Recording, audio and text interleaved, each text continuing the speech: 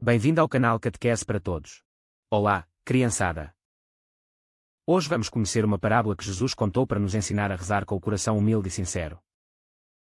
É a parábola do fariseu e do publicano. Vamos descobrir juntos qual das duas orações agradou mais a Deus e o que isso ensina para a nossa vida. Mas antes, não te esqueças. Subscreva o canal. Deixa o teu like. Ativa o sininho para não perderes os próximos vídeos. E partilha este vídeo com os teus amigos da catequese. E agora vamos estar muito atentos para escutar Jesus. Vamos lá então.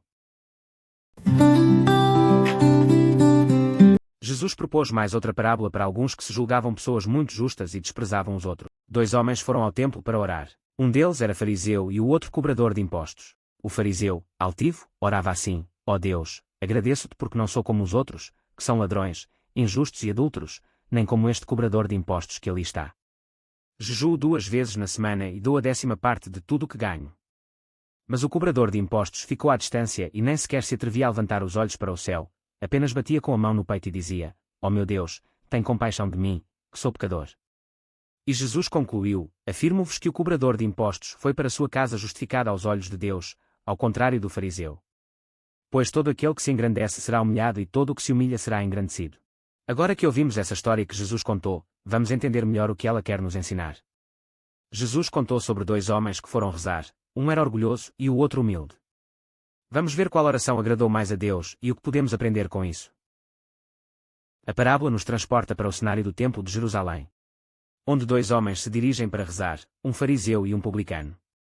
Estas figuras pertencem a camadas sociais e religiosas bem distintas da Palestina do tempo de Jesus. O fariseu encontra-se no átrio dos israelitas, rezando de pé, postura comum dos crentes israelitas a orarem, e faz sua oração em silêncio, interiormente, como era costume.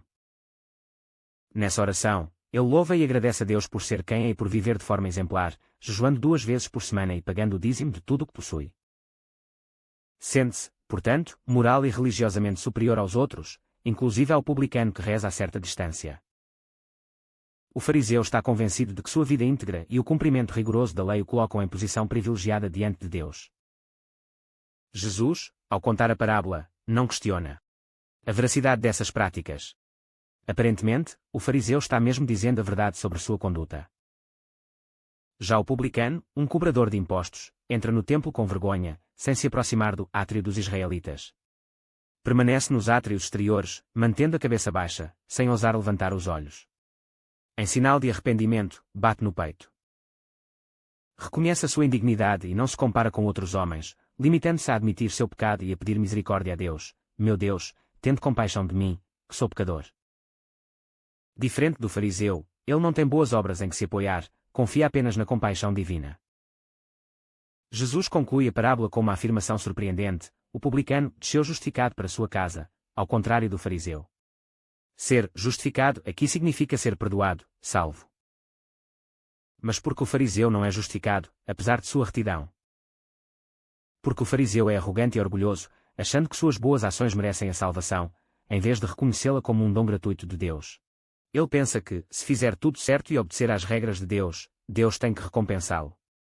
Por isso, ele se sente melhor do que os outros e acaba olhando as pessoas com desprezo, como se estivesse separado delas. É como se fosse uma religião dos pontos, em que a pessoa acha que merece ganhar coisas de Deus só por fazer o que é certo, e isso pode fazer com que trate os outros de forma injusta. O publicano, ao contrário, reconhece sua condição de pecador e a sua total dependência de Deus. Apresenta-se diante dele sem exigir nada, de mãos vazias e com o coração aberto, consciente de que só a misericórdia divina pode salvá-lo. E é justamente por essa humildade, por essa abertura à graça, que Deus o justifica. Ele se deixa alcançar pela salvação porque está disposto a recebê-la como dom, não como conquista. A parábola encerra-se com uma lição fundamental: quem se exalta será humilhado, e quem se humilha será exaltado. Quer dizer, não adianta achar que merecemos algo de Deus só porque fazemos coisas boas.